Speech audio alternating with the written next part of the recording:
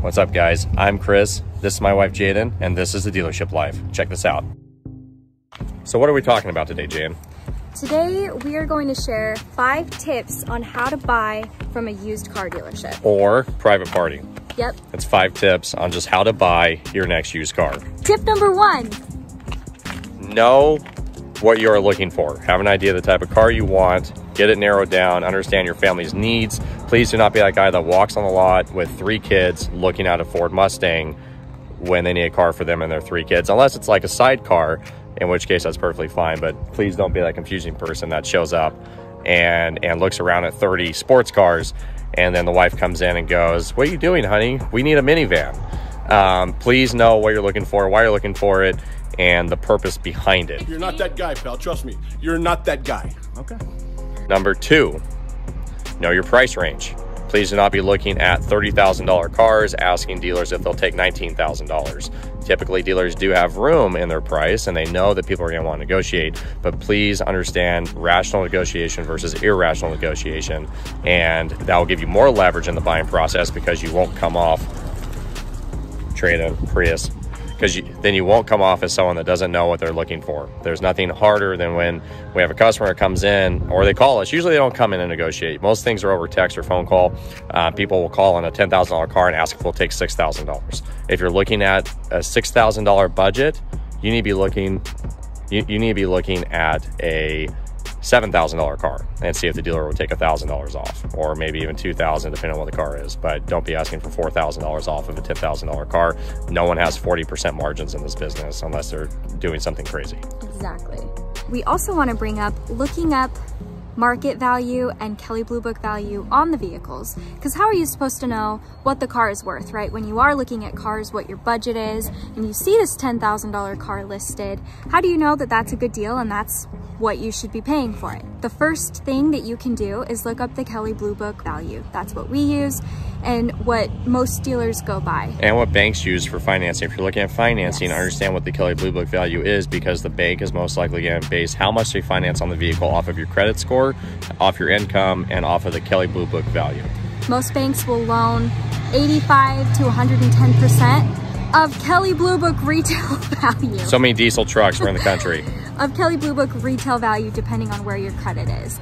So you also want to make sure that you're looking at the correct value on Kelley Blue Book, because there are different types. There's wholesale, trade-in, private party, and retail. If you're going to a dealership, a retail location, you're going to look up the retail value. It's always very frustrating when customers say, well, the private party price is $10,000 and you guys are asking $14,000. Well, private party doesn't have employees. Private party doesn't have detail expenses. Private party didn't repair a bunch of things on the car. Private party didn't pay for marketing. So stop looking at private party values, asking for private party pricing if you're going to a dealership. Exactly. Second, market value. You cannot just go by Kelley Blue Book value anymore. With how crazy the car industry is right now, a lot of vehicles are selling for over retail and Kelley Blue Book value. So what you need to do is go on and look up, type in the Google search bar what type of car you're looking at. Say it's a 2010 Chevy Traverse. Type that in, say 2010 Chevy Traverse for sale. And then it'll pop up a bunch of different websites. We like to look at CarGurus. And Carfax. And then just look at what other ones in your area are selling for. Make sure that they have similar miles so that you're actually getting good comps. Don't look at one that's got 50,000 less miles and then try to talk the dealership down. You want to be smart and know before going into the dealership what type of prices they should be. Also on Carfax and CarGurus, you can select how many miles you want to look up to. You can select the trim package. You can select the engine size. You can select if it's front wheel drive or all wheel drive. So don't go looking at low mileage front wheel drive Traverses when your budget can afford a high mileage all wheel drive Traverse. So make sure you're actually looking at every single thing. Figure out the prices on the market, because market determines price. Book does not determine price, especially in this market. Just like anything, housing market, gold, silver, food, everything is determined by market value. Yes. And it has to be a like value, or else you're not bringing anything to the table in negotiations if you're not even close. Yes. And most people don't know this. Most people don't think to look at market value and they just go by Kelley Blue Book. But nowadays, you have to look at market value, guys. Yes. What'd you find? I found y'all from Farmers Insurance. Every time a customer drives on the lot, just throw it at their car. Park up front.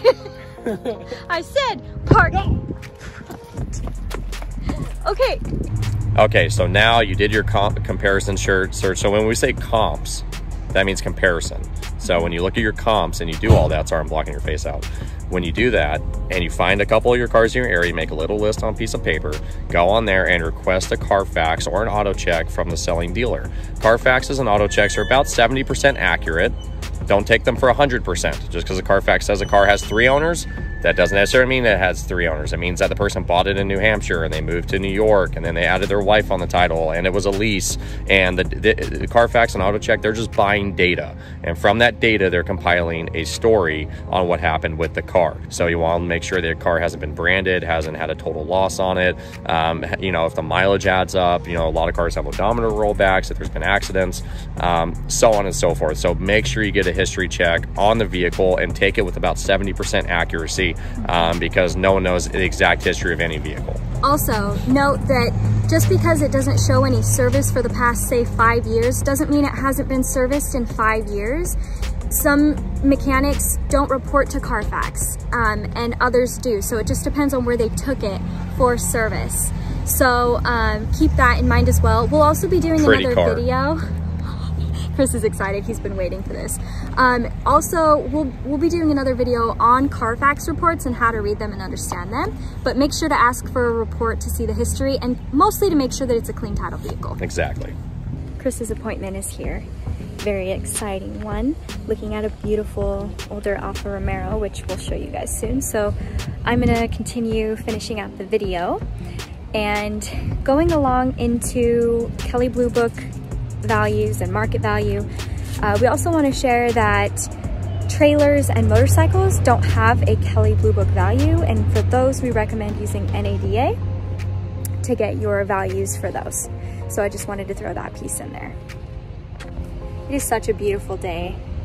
Oh my gosh, it's so beautiful outside. So going into our next tip, look up the dealership before you go. So say, for example, you're looking on Craigslist and you find a car that you like, you see that it's at a used car dealership. Before you call or look into going to that dealership, just do a quick Google search, type in the dealership name, see what type of reviews they have and what customers are saying about their experiences, because there are some used car dealerships out there that are not the greatest and continue to give used car dealerships a bad name. There are a lot of good ones, and I feel like more and more it's starting to shift into a different era where, you know, people are honest, but it's very important to look up where you're going before you go. If you see that they've got 2 stars out of 20, 30, 40, 50 reviews, 3 stars, and you read those reviews and people are complaining, then maybe you won't want to go to that dealership if you're worried about getting taken advantage of or not having a good experience or buying a good vehicle. For example, I'll show you guys up here.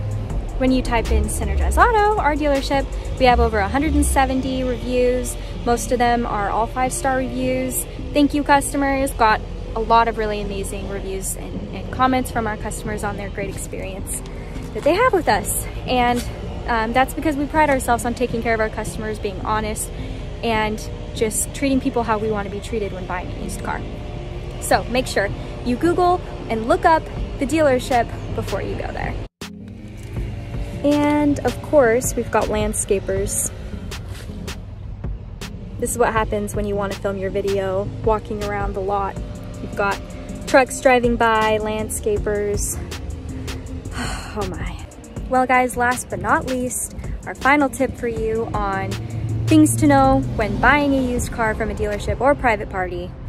Get a pre-sale, pre-purchase inspection on the vehicle from your mechanic or a reputable mechanic in town. You want to make sure that there's nothing major with the car before you purchase it. One of the best things you can do is ask the dealership if you can take it for a pre-purchase inspection. The mechanic will do a run through and let you know if there's any major issues. They'll give you an idea of any maintenance that it needs or will need in the future, and you'll just know more of what you're getting into. It's always hard when buying a used car, guys. And one thing that you have to remember is that you're buying a used vehicle, and there are going to be things that come up and things that they need just all the time. It happens. It's a used car. It's all mechanical parts. So if you're worried about making sure that you're getting a good vehicle, ask if you can take it to get a pre-purchase inspection.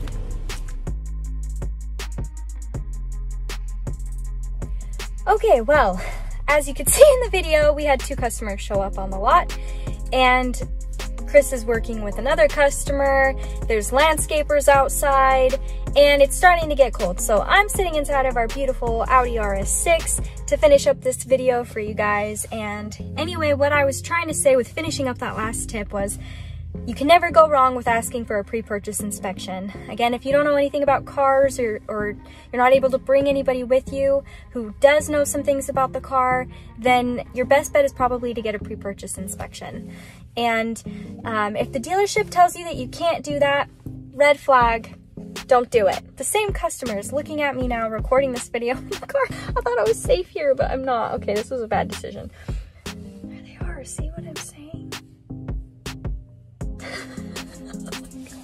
No, I'm that weird girl that's on the lot and in cars just filming herself. Okay, so pre-purchase inspection. Again, if the dealership tells you that you can't do it, red flag, run away, and do not buy a car from that dealership. Hopefully these tips have helped you guys. Thank you so much for watching. Don't forget to like, share, and subscribe. Comment below with any questions you have. We're happy to answer them, as well as go into more details about what we've talked about today.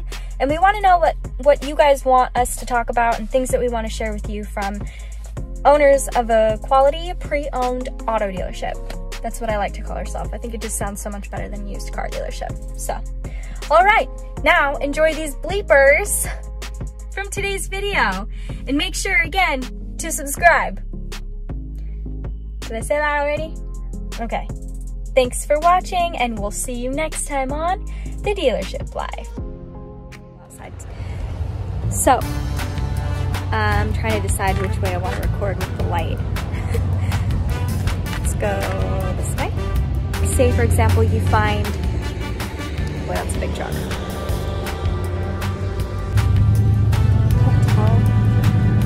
Someone's here because it's so bright. Can't tell if someone's here. It's unclear.